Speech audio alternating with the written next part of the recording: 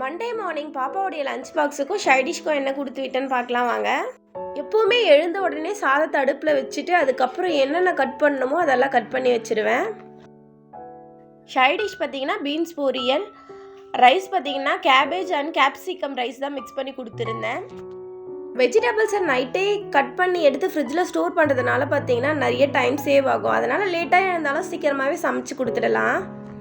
Beans பார்த்திங்கன்னா நைட்டே cut பண்ணி எடுத்து ஃப்ரிட்ஜில் ஸ்டோர் பண்ணியிருந்தேன். ஆனால் கேபேஜும் கேப்சிகமும் பார்த்திங்கன்னா காலையில் தான் கட் பண்ணேன்.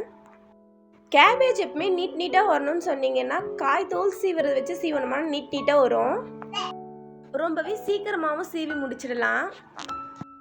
ஒரு பேனில் ஆயில் சேர்த்து கடுகு பொரிஞ்ச உடனே வெங்காயம் சேர்த்து நல்லா வதக்கிக்கலாம். நம்ம கட் பண்ணி வச்சுருக்க குடை மிளகாயை சேர்த்துடலாம். நம்ம சீவி வச்சிருந்த கோசியும் சேர்த்து லைட்டாக உப்பு சேர்த்து நல்லா வதக்கிக்கலாம். 5 மினிட்ஸ் பார்த்திங்கன்னா இது நல்லா எண்ணெயிலே வதங்கிடும். இதுக்கு தண்ணி எதுவுமே சேர்க்க தேவையில்ல. அந்த ஆயிலே பார்த்திங்கன்னா இது ரொம்ப நல்லாவே வெந்துடும்.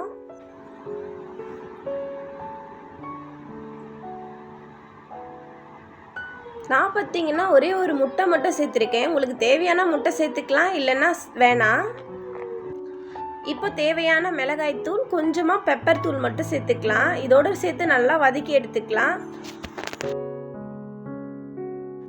இதோட சூடான சாதத்தை மிக்ஸ் பண்ணி லஞ்ச் பேக் பண்ணிட வேண்டியதான். வீடியோ பிடிச்சிருந்தா லைக் பண்ணுங்கள், சப்ஸ்கிரைப் பண்ணுங்கள். இதோட அடுத்த வீடியோவில் பார்க்கலாம். பாய்.